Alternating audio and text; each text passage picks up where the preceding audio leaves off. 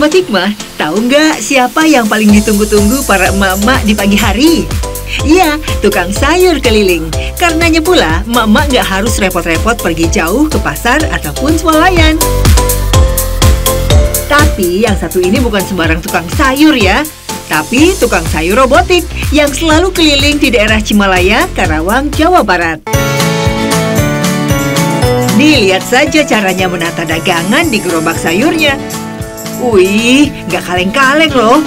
Selain gerobaknya yang penuh mekanisme remote dan robotik, Dasia, pria 49 tahun ini, juga dilengkapi baju robotik dengan tangan mekanik yang bergerak dengan remote.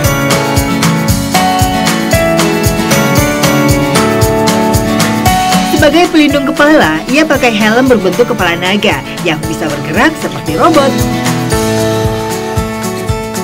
Saya bikin remote pertama itu di motor, tanpa istilah melihat atau meniru orang lain, enggak. Hasil karya saya sendiri. Pertama itu jadi.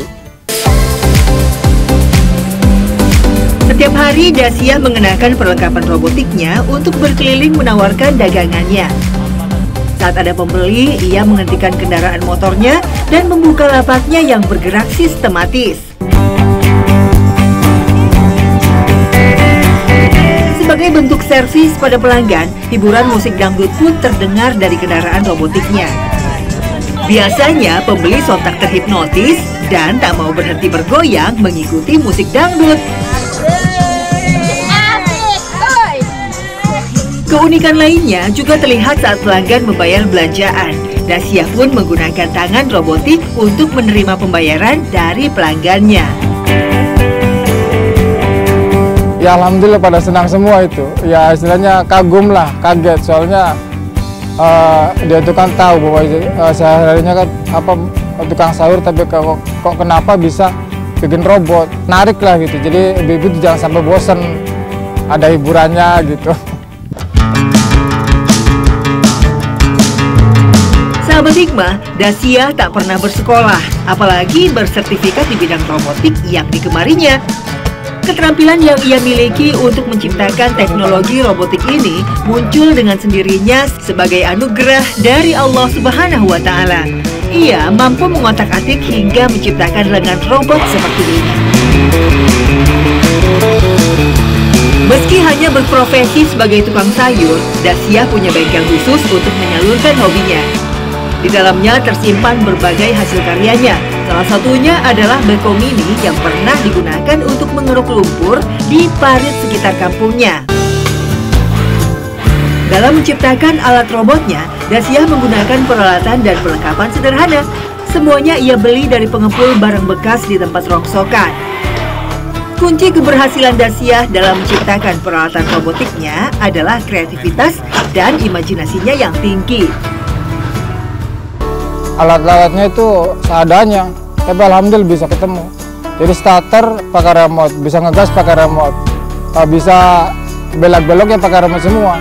Tempat-tempat rongsokan, misalkan ada onderdil apa, misalkan dari situ saya ambil itu kan disatukan, jadi bisa merangkai sendiri. Nggak perlu istilahnya ditulis-tulis, nggak diukur sekian itu enggak. Bahkan istri saya itu pernah bilang, Kang, jangan terlalu tinggi menghayalnya, mimpinya jangan terlalu tinggi, soalnya istri saya itu kan tahu bahwa saya itu nggak punya pendidikan, nggak sekolah, keinginan saya itu tinggi. Ketika Nabi Musa alaihissalam sedang ceramah di tengah kaumnya, tiba-tiba dia dikejutkan oleh satu pertanyaan. Siapa orang yang paling alim di dunia ini? Siapa orang yang paling berilmu? Nabi Musa menjawab, aku. Allah Subhanahu wa Ta'ala kemudian mengutus Jibril langsung menjawab pernyataan Nabi Musa ini. Tidak, ada hamba kami yang mengetahui ilmu yang kamu tidak ketahui. Itu membuat Nabi Musa sangat bersemangat, kemudian ingin belajar dan bertanya, di mana hamba Allah itu? Setiap orang memang memiliki ilmu dan keahlian masing-masing. Bisa jadi seseorang lebih ahli di satu bidang, tapi yang lain menjadi lebih pintar darinya dalam bidang yang lain. Karena ilmu adalah anugerah dari Allah Subhanahu wa Ta'ala yang Allah bisa berikan kepada siapa saja. Allah tidak membatasi ilmunya kepada seseorang dan tidak memberinya kepada yang lain. Dalam perjalanan bersama Nabi Khidir itulah Nabi Musa alaihissalam belajar satu hal. Ketika mereka berada di atas perahu, ada seekor burung yang mengambil air dengan paruhnya dari air laut. Khidir berkata, engkau lihat apa yang diambil oleh burung barusan? Begitulah perumpamaan ilmu Allah dibanding dengan ilmu yang Dia berikan kepada manusia. Apa yang dapat diambil oleh burung itulah ilmu yang Allah berikan kepada manusia. Apa yang tersisa di lautan itulah ilmu Allah Subhanahu wa ta'ala. Setinggi apapun engkau, sepintar apapun engkau, ada langit di atas langit. Dahulu, Dasyah berjualan sayur di warung. Namun, rasa jenuh saat menunggu pembeli membuatnya berpikir untuk lebih aktif berdagang keliling. Untuk mempersiapkan bahan dagangan, Dasyah biasanya dibantu oleh istri dan anak tertuanya yang memiliki keterbelakangan pikiran dan mental. Meski sulit diajak berkomunikasi, namun putra Dasyah tak pernah menolak untuk membantu. Ia selalu riang ikut mengemas sayuran dan bahan dagangan lainnya. Misalnya waktu kecilnya itu sakit panas, nggak ketulungan, sering kejang-kejang. Jadi kan timbulnya itu di otak. Orangnya sih istilahnya bager, nggak pernah ngambung, nggak pernah apa.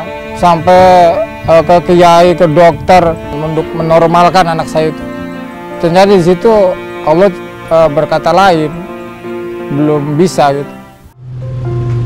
Berdagang sayur keliling di sekitar kampung ternyata cukup menjanjikan. Dasyah pun semakin giat menjalankan usahanya ini. Namun, tak lama persaingan pun semakin ketat. Beberapa pedagang sayur keliling dari wilayah lain pun merambah ke kampungnya. Meski mengaku jualan tak seramai dulu, namun ia cukup bersyukur atas apa yang sudah dimilikinya saat ini. Pertama, ya kita harus bersyukur dulu ya. Bersyukur istilahnya, walaupun istilahnya kita kehidupan pas-pasan, tapi ya nggak banyak yang lebih jauh lagi susahnya daripada saya. Kalau misalkan saya mengeluh istilahnya begini, berarti istilahnya saya itu nggak ikhlas. Usai berkeliling menjajakan sayuran, Dasyah kerap berkumpul bersama cucu sekaligus untuk mengasuhnya. Kebersamaan ini justru membuat penat di tubuhnya sirna, apalagi Dasyah begitu mencintai keluarganya. Pernah satu ketika sang cucu merengek minta dibelikan mainan. Tentu saja Dasyah yang punya keterbatasan ekonomi tak mampu membelikan. Namun si kakek kreatif ini tak pernah kehabisan ide cemerlang. Ia memanfaatkan keranjang baju yang tak terpakai menjadi mobil-mobilan yang bisa bergerak. Dasyah pun mengajak cucunya berkeliling di sekitar rumahnya. Ya alhamdulillah senang banget itu. Jadi situ merasa istilahnya walaupun saya itu nggak bisa membelikan mainan, nggak bisa, tapi saya kan bikin sendiri, bahkan lebih senang daripada kita beli mainan, soalnya kan lain daripada yang lain. Di antara tujuan membina rumah tangga adalah terbentuknya sakinah. Litaskunu ilaiha wa ja'ala bainakum mawaddatan warahmah. Kenapa? Rumah yang ideal itu harus rumah surgawi, di mana di dalamnya terdapat ketenangan-ketenangan. Nabi SAW mengalami banyak ujian dalam hidup, tapi para ahli sejarah menyebutkan tahun kesedihan adalah tahun wafatnya Khadijah. Bersama Khadijah, Nabi mengukir hari-hari paling indah dalam hidupnya.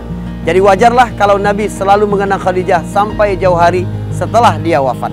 Seneraka apapun kehidupan di luar, ketika seseorang masuk ke rumahnya, dia akan merasakan kedamaian. Sebab itu, di antara fungsi penting al-bait atau rumah adalah al-maskan, atau tempat memperoleh ketenangan.